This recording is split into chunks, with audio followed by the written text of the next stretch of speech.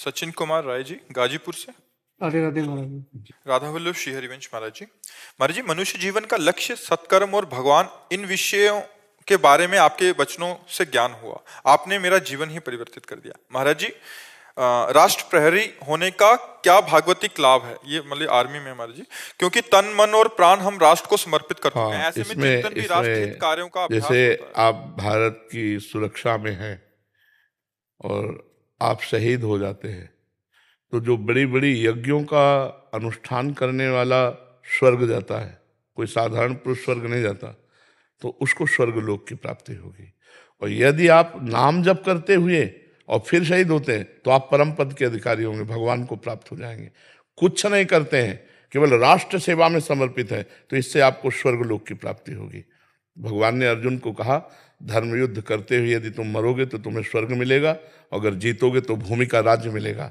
और हम कहते हैं अगर बीच में मामनुष्मर युद्ध च भगवान का स्मरण करते हुए आप पधारे तो सीधे भगवान की प्राप्ति होगी।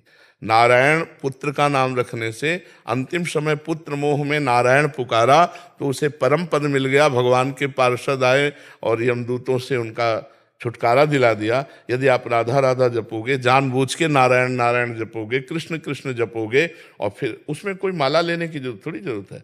कृष्ण कृष्ण कृष्ण और लिए संग खड़े रक्षा कर रहे हैं। अगर हमारा शरीर पूरा हो जाता है तो हमें भगवान की प्राप्ति होगी। राष्ट्र भक्ति बहुत महान भक्ति है।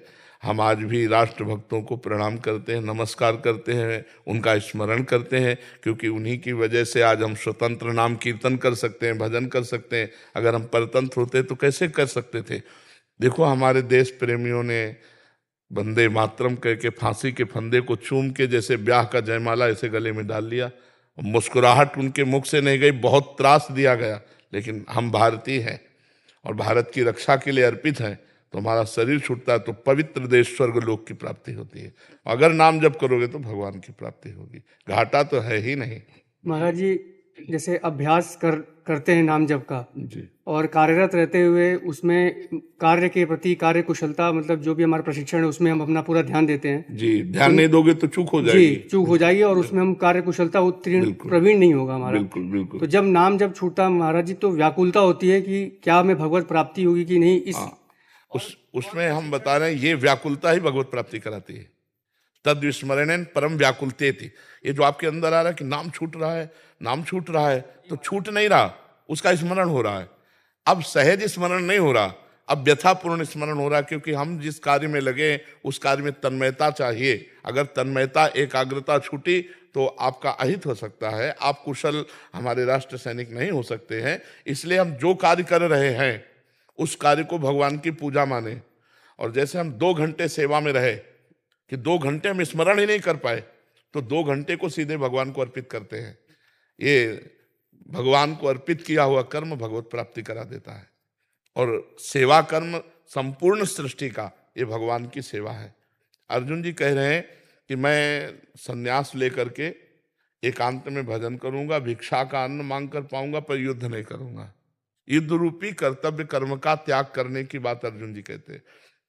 भगवान कहते हैं तुम ज्ञानियों जैसी बात करते हो, लेकिन ये ज्ञानी पना नहीं है, ये अज्ञान है। हमारी आज्ञा का पालन करो, उठो, उत्तिष्ठ और युद्ध कर और मेरा स्मरण कर। तो जिस समय हम कोई भी कार्य कर रहे होते हैं तो एकाग्रता एक ही होती है। जैसे तन्मयता पूर्वक आप मशीनरी में काम कर रहे हैं या ऑफिस में काम कर रहे हैं, कहीं भी हैं, तो हम विद्यार्थी हैं तो हमको अपने विषय पर ध्यान देना होगा। उस समय ध्यान भगवान का छूट जाएगा, उस समय ध्यान छूट जाएगा। लेकिन हमारे अंदर यदि यह व्याकुलता है, आश्रय है कि भजन प्रधान है, तो उस समय भजन ना होने पर भी भजन की स्थिति मानी जाएगी। जैसे बहुत श्रद्धा से सुनना ये बात, जब हम सोते हैं तो 6 घंटे भूल जाते हैं भगवान को, 6 घंटे भूल जाते हैं, तो हमें व्यथा तो नहीं होती, व्याकुलता तो नहीं होती, नहीं होती ना।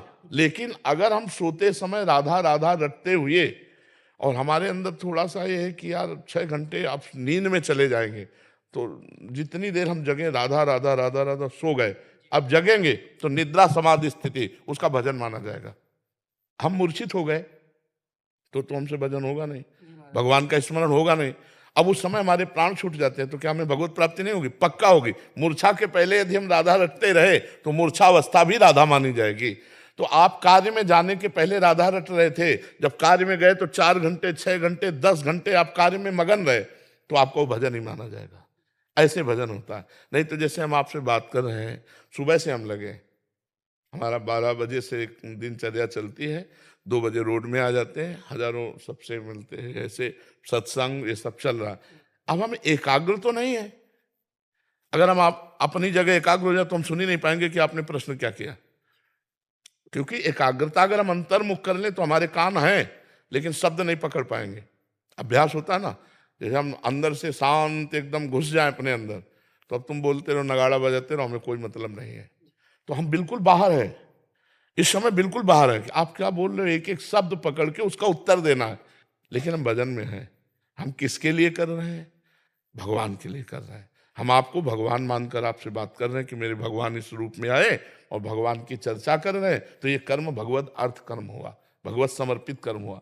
आप 4 घंटे 8 घंटे कार्य करने के बाद एकांत जहां हो, हे भगवान ये कर्म आपके निमित्त आपको समर्पित, उससे भगवत प्राप्ति हो जाएगी। अपने स्वार्थ के लिए जो पाप कर्म किया जाता है वो दुर्गति कराता है। राष्ट्र के लिए 1000 आदमी को गोली मार दी जाए जो हमारे राष्ट्र की हानि करने वाले हैं, तो पुरस्कार मिलेगा और आपको भगवत प्राप्ति होगी। समझ रहे ना? बहुत जोर का काम है, आपका कोई कमजोर काम नहीं। हम और दुपट्टा उड़ावे चाहे ना, राष्ट्र सैनिकों को जरूर आदर करते हैं। संत और सैनिक ये दोनों हमारे लिए समान और बंदनीय है, क्योंकि कहीं भी लगा दो, कहीं भी लगा दो, भोजन की, शरीर सुख की कोई परवाह नहीं, लगे हुए हैं। अब एक क्षण में शरीर छूट सकता है, कहाँ कौन विरोधी छुपा हुआ है, कहाँ कौन आक्रमण कर दे। तो इसलिए हम प्रणाम करते हैं अपने भारत के सैनिकों को, और ये हमारे वचन सुन लें, क्योंकि बहुत लोग सुनते हैं, बहुत से शिष्य भी हैं। यदि आपका राष्ट्रीय सेवा के समय भगवत स्मरण नहीं है और भगवत स्मरण करते हुए गए हो और सेवा में आप भूल गए हो और सेवा के समय यदि प्राण निकल जाते हैं तो भगवत प्राप्ति ही होगी, इसमें कोई संशय नहीं है, क्योंकि आप भगवत स्मरण परायण हैं। सेवा में भगवत स्मरण का विस्मरण हो जाता है, क्योंकि एकाग्रता हम एक ही कर पाएंगे, 2 की नहीं कर पाएंगे। दो एकाग्रताएं नहीं होती, एकाग्रता एक ही होती है। जैसे ड्राइवर बात कर रहा है, लेकिन उसकी एकाग्रता बात में अगर गई तो एक्सीडेंट हो जाएगा।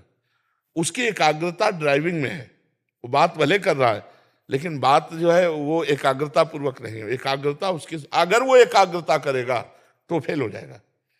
तो अगर हम अपनी राष्ट्र सेवा में एकाग्र हैं तो हो सकता है भगवान का विस्मरण हो जाए, लेकिन हम स्मरण करते हुए उस सेवा को गए, और जब संपन्न हो तो उसी सेवा को भगवान को समर्पित कर दो। जो जहां है अपने कर्तव्य को अपनी सेवा समझे, और जहां तक बन सके नाम स्मरण करो, शेष सेवा को भगवत समर्पित कर दो।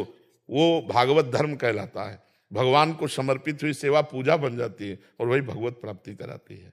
अब हर समय जिनके कोई कार्य नहीं है, लौकिक संत महात्मा, वो तो भजन कर सकते हैं, लेकिन हर समय गृहस्थ में हर समय जो सेवारत हैं उनसे भजन नहीं हो सकता। तो उनका सेवा ही भजन है। इसीलिए कर्मयोग बनाया है भगवान ने, ज्ञान योग बनाया है, भक्ति योग बनाया है, अष्टांग योग बनाया, तो कर्मयोग भी बनाया है। कर्मयोग से सीधे भगवत प्राप्ति है, उसको भगवान को समर्पित कर दो। समझ गए महाराज जी? हमारी जो अर्धांगनियां हैं ये भी एक तरफ से गृहस्थ में रह के हम दूर रहते हैं और हमारे तपस्वी है। बिल्कुल बिल्कुल बिल्कुल। तो जो पति को गति प्राप्त होती है, ऐसी पत्नियों को ऐसी ही गति प्राप्त होती है, यदि वो व्यभिचार परायण ना हो तो। यह शर्त है, क्योंकि अब शब्द ही तो है ना। तो जैसे हम कह रहे हैं कि जो पति की गति होती है वही उस पत्नी की गति होती है जो पति परायणा होती है। अगर वो पर पुरुष रति करती है तो उसकी दुर्गति होगी, वो पति परायणा नहीं मानी जाएगी, वो पति की सदगति के साथ नहीं जाएगी। और जो तप कर रही, तप का मतलब वेग आते हैं, उन वेगों को सह रही है, वो वहां सह रहा है, तो दोनों की एक ही गति होगी। रोहित जी सोनीपत से। राधे राधे गुरुदेव भगवान जी। राधे राधे महाराज जी। महाराज जी कह रहे हैं कि आप, अगर आपकी अंतिम इच्छा हो और आपको राधा रानी से मांगना हो तो आप क्या मांगेंगे? हमारी, वो हमारे दुलारे, हमारे लाडले हमको बतावें कि हम उनकी क्या अंतिम सेवा करके जाए। हमारे हमारे भाव में यार, हमारे वो लाडले हैं, हमारी गोद में खेलते हैं, हमारे दुलारे हैं। वो बोले कि ये प्रेमानंद नामधारी शरीर अब छूटने वाला है, तो मेरी अंतिम इच्छा है। तो वो बोले क्या अंतिम इच्छा? हमारी अंतिम इच्छा तो हमारी तो हो गई अंतिम इच्छा, हमारी अंतिम इच्छा हो गई। क्या? प्यारे जो हमारे मिल गए। अब उनकी अंतिम इच्छा हम पूरी करने के लिए, हम अपनी अंतिम इच्छा थोड़ी, हम तुमसे बात कर रहे हैं उनकी इच्छा पूर्ति के लिए, अपनी इच्छा के लिए नहीं। अब समझ पाओ तो समझ पाओ। हमारी कोई इच्छा नहीं, हमारी इच्छा पूर्ति हो गई। हमारी लाडली जो, हमारे प्यारे जो, अब वो क्या अंतिम इच्छा है? ये देखो अंतिम इच्छा करवाते जा रहे हैं, जीवन के अंतिम पड़ाव पर पहुंच रहे हैं, तो ये उन्हीं की तो बल से सेवा हो रही, वही सेवा करवा रही है, उनकी अंतिम इच्छा है। नहीं, हमारी कोई अंतिम इच्छा थोड़ी है, हमारा कोई, वही उनकी इच्छा है। तो अगर हमसे श्री जी पूछे कि तुम्हारी अंतिम इच्छा क्या है, तो हम पूछेंगे आपकी अंतिम इच्छा क्या है? इस शरीर का अंतिम होने जा रहा है, अब इससे आखिरी सेवा क्या लेना चाहती है? क्योंकि हम आपके पास चल रहे हैं। महाराज जी, उनको प्राप्त करने के बाद सब इच्छाएं खत्म हो जाती हैं, उनको उनसे मिलने की भी एक वैसा लौकिक इच्छा तो रहती ही नहीं है। मतलब कुछ न, जैसे इस घड़ी का सेलाएं चिलो, भगवत प्राप्ति के बाद भी कुछ मतलब चाहते हैं। हम कह रहे घड़ी का सेलाएं चिलो, अब इस घड़ी की ताकत है कि सेकंड घुमा सके, बस सेल बात है। देहाभिमान, देहाभिमान। अब जब तक साधना नहीं करोगे तो भाषा हमारी कैसे? देहाभिमान प्रभु के चरणों में गया, खत्म। अब बिना इच्छा के इच्छा होती है। ये आज परिक्रमा चलते हैं, ये आज चलो यमुना जी के समीप ब्याहुला रचते हैं, आज गिरिराज जी चलते हैं, ये हमारी इच्छा नहीं। हमारी जो हम इच्छा थी वो श्री जी के चरणों में गई। अब श्री जी आज काम निर्माण करना चाहे, बोले आज गिरिराज की तलहटी में पद गाए जाएंगे, आज राधा कुंड में श्री जी की आरती श्रृंगार और सुधा निधि का पाठ होगा, ये हमारी इच्छा थोड़ी है, ये हमारी श्री जी की इच्छा। आज वहां बैठ करके शोभा विस्तार सुख प्रदान करना चाहती है, अब इच्छा नहीं। तो महाराज जी, जब श्री जी सब आपसे करवा रही हैं या हम लोग से करवा रहे हैं, जी, तो अपने पास क्यों बुला लेते हैं? यार अपने प्यारे को दूर कैसे रखा जा सकता है? अपने प्यारे को दूर कैसे रखा जा सकता है? आप विचार करो, हम कार्य में दूर लगाए हुए हैं किसी को, पर हमारी दृष्टि है, और जब वो संपूर्ण कार्य कर लेता है तो उसको बहुत प्यार करके अपने नजदीक हृदय से लगा लिया जाता है। तू मेरी आज्ञा में रहा, तू सतत मेरे में रहा, ऐसे घोर प्रपंच में भी तुझे भेजा, तू डरा नहीं और मेरे स्मरण में रहा। अब आप मेरे पास रहे, मेरी सेवा में रहे। जिसका कोई भी कहीं भी लगाव नहीं होता, वो बात समझ लो, मेरे तो गिरधर गोपाल, दूसरों ना कोई। ये आप सब कुछ बोल सकते हो मेरे गिरधर गोपाल, लेकिन दूसरों ने कोई नहीं बोल सकते हो। सत्य बोलो, दूसरों ना कोई नहीं बोल सकते हो, तुम नहीं बोल सकते हो ना, क्योंकि ईमानदारी से देखो तो दूसरा है। और नहीं, अगर वृंदावन में खड़े होकर बोलने की हिम्मत है कि दूसरों ना कोई, तो तुम्हारा शरीर भी तुम्हारा नहीं होना चाहिए, तुम्हारा मन भी तुम्हारा नहीं होना चाहिए, क्योंकि दूसरों ना कोई, मेरे तो गिरधर गोपाल। ये मीरा जी जैसे बोली ना, बस ये स्थिति हमारे माई श्यामा जी को राज, तब श्यामा जी अपने समीप बुला लेते हैं। इसीलिए उसको अपने अतिशय प्रेमी को दूरी बर्दाश्त नहीं होती। प्रेम में दूरी बर्दाश्त होती है क्या? इसलिए बुला लेते, समझ रहे हो ना? अगर कष्ट से मुक्ति के लिए इच्छा हो तो वो इच्छा सही है। किसकी कष्ट के? अगर स्वयं का कष्ट, जैसे स्वयं बचा कहाँ? अभी तो हमारी शरणागति के विषय को आप जान ही नहीं पा रहे। कितना कष्ट होगा तुम्हें? डायलिसिस, किडनी फेल, हर समय कष्ट। इतना भी नहीं कहते श्री जी से कि हमें कष्ट है। हमें क्यों कष्ट? जानबूझ के जो दे रहे हो वो प्रसाद है, और वो ऐसी मस्ती दिए है, तुम्हें दिखाई नहीं दे रहे मस्ती, तो हमको तुम्हें मरे हुए दिखाई दे रहे। हमारे समय आनंद में रहते, क्यों आनंद में रहते? बस इसी से ये समझ लो कि मेरा शरीर नहीं है, मेरा मन नहीं है, मेरे प्राण नहीं, वो आपको समर्पित है। जैसे रखो वैसे रह रहे हैं, तो वो सामर्थ्य भी दे रहे हैं। एक इंजेक्शन में ताकत होती है कि बेहोश कर दे तो हाथ काट ले, कोई फर्क नहीं पड़ता। प्रेम में, अरे प्रेम में तो देखो बताया ना, देश प्रेम में चूमा फंदा और फांसी का ऐसे डाल लिया जैसे ब्याह का जयमाला, अपने को सूट कर लिया चंद्रशेखर आजाद जी ने। नहीं, जब आखिरी गोली बची तो अपने को सूट कर लिया। तो कहाँ प्राणों का मोह रह जाता है जब प्रेम हो जाता है देश से या भगवान से। कष्ट सहने, कष्ट निवृत्ति के लिए इतना कष्ट नहीं देंगी। 100 ग्राम कष्ट देंगी तो 1 किलो आनंद दे देंगी, 900 ग्राम ऊपर दबा रहेगा तो क्या फर्क पड़ता है? अब संसार के भोग भोगे हो, प्रभु से मतलब नहीं रहा, पापाचरण किए हो तो आनंद है ही नहीं, तो रोगे नहीं और करोगे क्या? सच्ची बात समझ लो, हम खुली बात कह रहे हैं। अगर भगवान के प्रति समर्पण नहीं, भगवान का नाम जप नहीं है, तो फिर और कौन सा पावर आपको बचा सकता है? फिर तो अवश्य में वो भोक्तव्यम, कृतम कर्म शुभाशुभम, अपने शुभ अशुभ कर्मों का फल भोगना पड़ेगा। तो ये बात समझ लो, भगवान बहुत करुणामय है, सबके हृदय में बैठे हैं। जब तक भजन नहीं करोगे तब तक दुख से निवृत्ति नहीं हो सकती। कहा हनुमंत विपत्ति प्रभु सोई, जब तो सुमिरन भजन न होई। ये बात